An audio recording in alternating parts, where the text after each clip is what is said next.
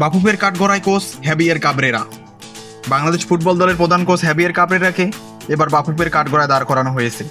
Asian কাপে গত 25 March ভারতের বিপক্ষে বাংলাদেশ ম্যাচটি গোল শূন্য ড্র হয়েছিল। ম্যাচটি জেতার মতো যথেষ্ট সুযোগ পেয়েছিল, কিন্তু ম্যাচ জিততে না পারাটা ছিল ব্যর্থতা। গতকাল অনুষ্ঠিত জাতীয় দল ব্যবস্থাপনা কমিটির মিটিংয়ে কোচ হ্যাভিয়ের কাবরেরা এবং সহকারী কোচ হাসান আল মামুনকে আমন্ত্রণ করে ডাকা হয়েছিল। সেখানে কোচকে ভারত বাংলাদেশ ম্যাচের বিষয়ে প্রশ্ন ডাকা হয়েছিল। ব্যর্থতা নিয়ে কথা উঠেছিল, তার কাছে বেশ কিছু প্রশ্নের উত্তর চাওয়া হয়েছিল বলে সভা শেষে সংবাদ মাধ্যমকে জানিয়েছেন বাফুফের সদস্য আমিনুল ইসলাম বাবু। ম্যানেজার আমির খানের কাছ থেকে রিপোর্ট পাওয়ার পর আরও খোলাখুলিভাবে আলোচনা হবে বলে জানান বাবু।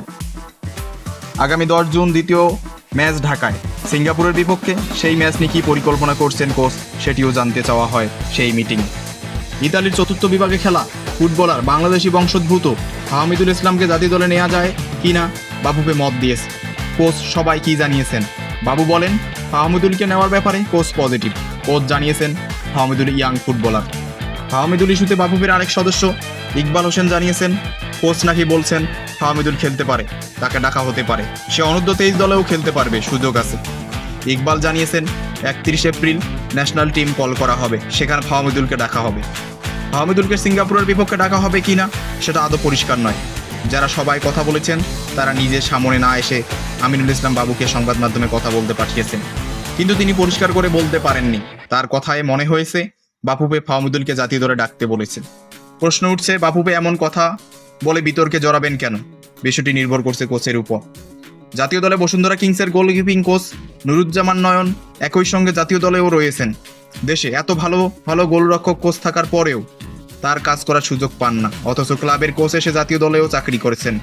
একাধিক প্রতিষ্ঠানে কাজ করেন বলে বাফুফের সূত্র জানা গেছে, কিন্তু কেন? গতকাল এটি নিয়ে জাতীয় দল ব্যবস্থাপনা কমিটির সভায় সিদ্ধান্ত হয়েছে বিদেশি কোচ খোঁজা হবে। 10 জুনের ম্যাচের আগে 5 জুন একটি প্রস্তুতি ম্যাচ হবে ঢাকায়। ভুটান, সুদান সহ 3টি দেশের সঙ্গে কথা হচ্ছে। সুদান এগিয়ে রয়েছেন বলে জানা যায় মিডিয়া কমিটির চেয়ারম্যান বাবুর কাছ থেকে।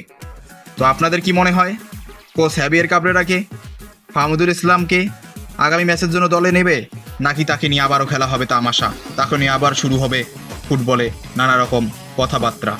তো অবশ্যই আপনাদের সঠিক মতামত জানাবেন এবং খেলাধুলার সব ধরনের ভিডিও পেতে চ্যানেলটি সাবস্ক্রাইব করে পাশেই থাকবেন।